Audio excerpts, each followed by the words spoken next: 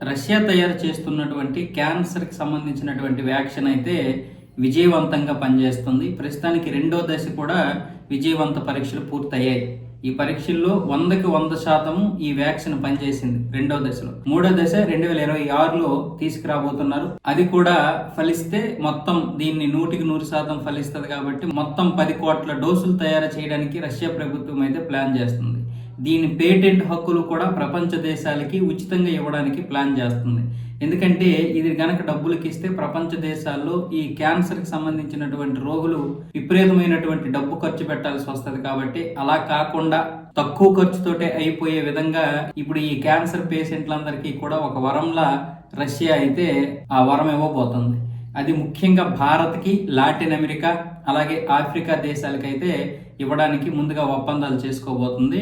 ఇందులో melanoma, lung cancer, pancreas ఇలాంటివి 6 ముఖ్య రకాలపై ప్రధానంగా ఈ యొక్క వ్యాక్సిన్ అయితే పనిచేస్తుంది.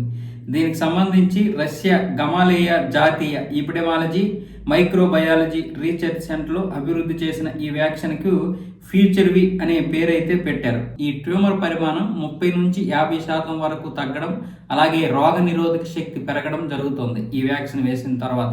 ఇది 2026 చివరి నాటికి, అంటే అక్టోబర్, నవంబర్ సమయానికైతే అందుబాటులోకి రాబోతుంది. 10 కోట్ల డోసులు అయితే ప్రపంచ దేశాలకి ఇవ్వబోతుంది.